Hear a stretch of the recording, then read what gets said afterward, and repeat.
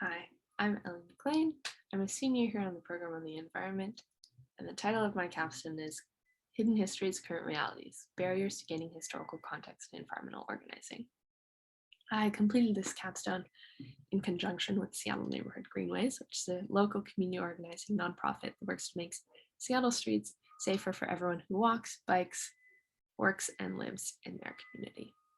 So my capstone is really looking at three key things: environmental injustice, historical context, and community organizing.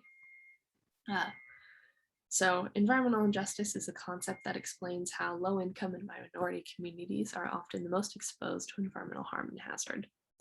So environmental injustice is often deeply informed by legacies of systemic harm, so things like historical injustice. So proper organizing to address these issues has to take history into account. But there are challenges to understanding and even learning about these histories.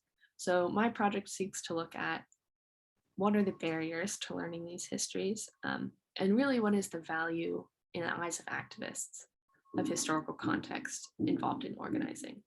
And the goal is to learn about these things so we can work to eliminate barriers and make historical information available so that environmental justice organizing can be most effective.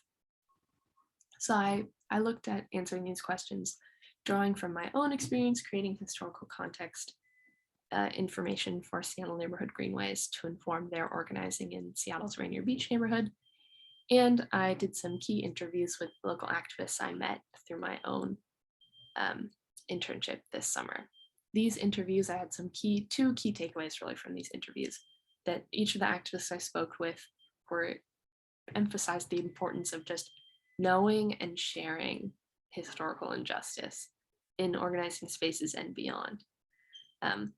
You can see I have a visual here it's a map of Greater Seattle. It's the homeowners loan corporation security map. This is kind of the original redlining document of Seattle, so dividing Seattle's neighborhoods, particularly by class and race. So this is a key piece of information that some Seattle activists were interested in making sure that people in their community even just knew about, that this was a reality. And then kind of in conjunction with that, each of these activists were really emphasized that it's important to bring this past injustice into conversation with present inequity in Seattle and beyond.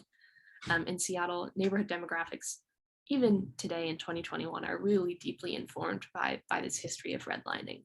And so that's kind of an important way that these two things kind of go together. Moving on to observed barriers in understanding histories, this was drawn from my own experience conducting historical research. I found that one, it's difficult to connect to experts in the field. There can be a huge lack of documentation in specific areas of interest, just that academics, newspapers, et cetera, aren't interested in documenting the kind of histories that sometimes we want to learn about. Also a lack of access, even when things are documented, where are those histories held and kept, and who has access to them? As a student of the University of Washington, I have access to the libraries and library resources, but not everyone does, and that's a big issue. And also just the challenge of finding the time to commit to this kind of research. So on a broader scale, this is really important to learn about these histories because they're the ones that inform current injustice. There are big issues of historical redlining, like in Seattle, influencing distribution of climate-related heat. As we move into a more unstable climate situation, that is really important. Also, histories of redlining influence the sustainability and the health of urban wildlife ecosystems. So poor communities, generally communities of color, often don't have access to healthier ecosystems around them. So these are really big issues with wide-ranging impacts for many people. And it's important to then look at these histories to understand how do we begin to redress them in the present moment and really make restitution for these past injustices. So some of my small recommendations about how do we do this are expansion of access to historical documents, City of Seattle archives, making sure that this information is available to people.